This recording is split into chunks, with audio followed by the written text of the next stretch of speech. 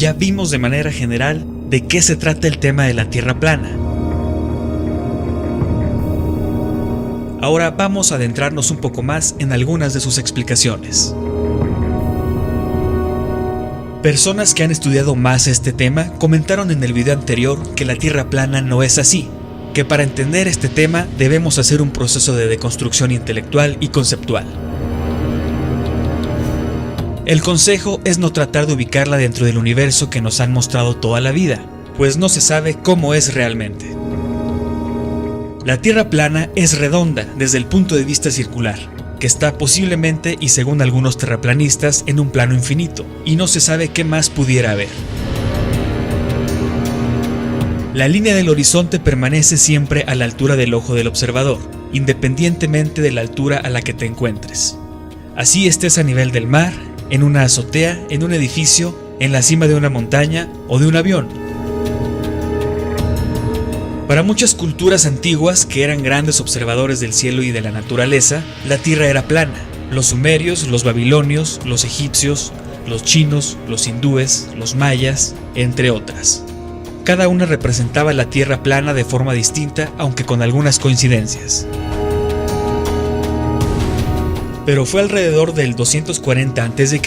que el astrónomo griego Eratóstenes ideó una forma de medir la circunferencia de la Tierra. Con su experimento, Eratóstenes llegó a dos conclusiones: que la Tierra es un globo y que el Sol está lo suficientemente distante como para que sus rayos sean esencialmente paralelos. Pero también con ese mismo experimento se puede probar la Tierra plana, con un Sol más cercano y más pequeño. Esto puede producir también una sombra de 7.2 grados con la misma facilidad.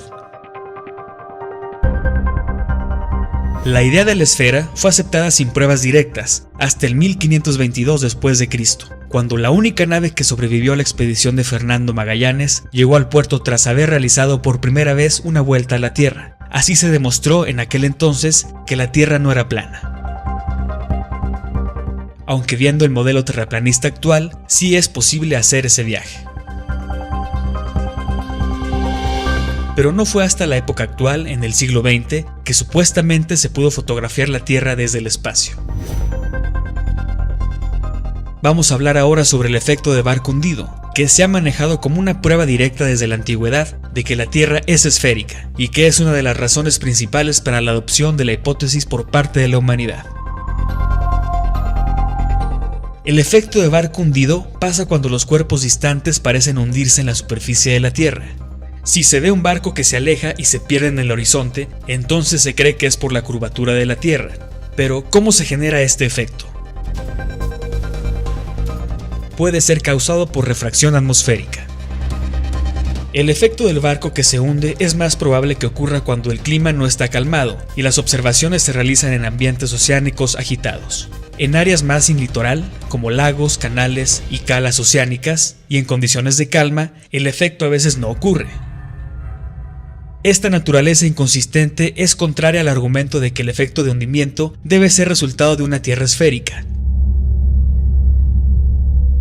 Estos timelapse de Skunk Bay, Huntsville, Washington, fueron tomados por la organización Skunk Bay Weather, con teleobjetivo, mostrando un efecto de refracción dinámico en una península en la distancia. La península lejana a veces se oculta y a veces no, como se puede observar.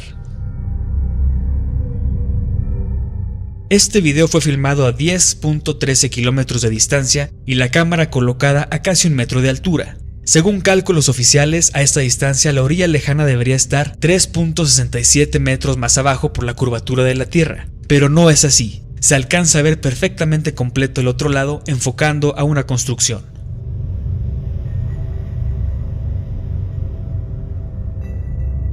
También el efecto de barco hundido es causado por límites a la resolución óptica. Un barco queda oculto por los límites angulares de la percepción. La nave parecerá cruzarse con el punto de fuga y se perderá ante la percepción humana.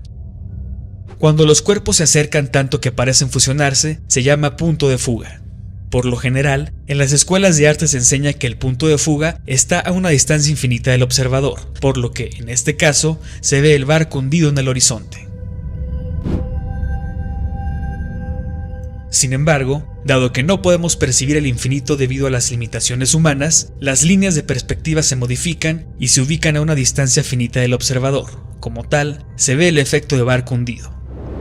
En un punto lejano, el barco está tan cerca de la superficie del mar que es imposible para el observador distinguir el barco en el océano. Sabemos que esta explicación es cierta porque hay informes de barcos medio hundidos que vuelven a aparecer completos al verlos con telescopios. Se ha encontrado que el efecto de barco hundido es puramente perceptivo, que un buen telescopio con suficiente zoom cambiará la perspectiva del observador y hará que el casco del barco vuelva a estar a la vista. Esta es una de las primeras y principales pruebas de una tierra plana. El hecho de que un telescopio pueda restaurar una nave medio hundida demuestra que la nave no está viajando detrás de una tierra convexa.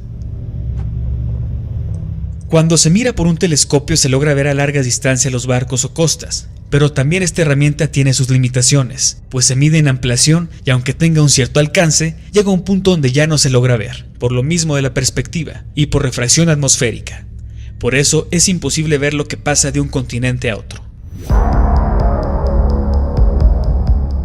La puesta del sol tiene que ver con el efecto anterior.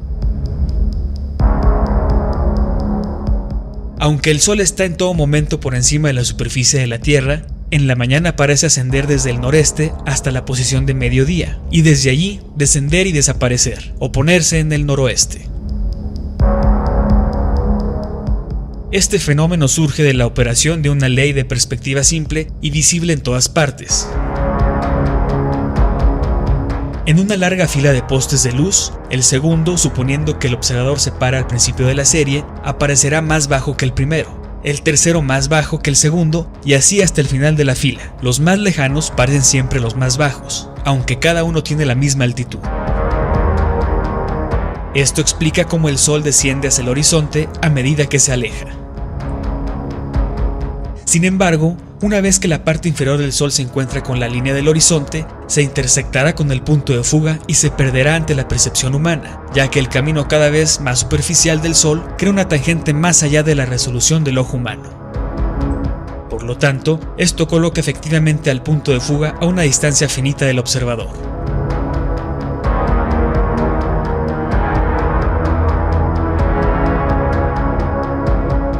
Después de que el sol se pone, el cielo todavía está relativamente iluminado. La oscuridad profunda de la noche demora un par de horas. A medida que el sol se aleja, su luz se atenúa y se pierde a medida que aumenta el número de átomos y moléculas que intersectan los rayos de luz. Esta severa reducción de intensidad al atardecer es un ejemplo sorprendente de cómo la atmósfera puede reducir la intensidad de un objeto con la distancia.